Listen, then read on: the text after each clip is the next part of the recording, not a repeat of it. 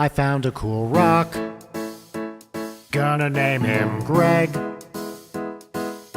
He's big and he's gray and he's awesome, and he doesn't have any legs. I brought Greg home so he could meet my mom.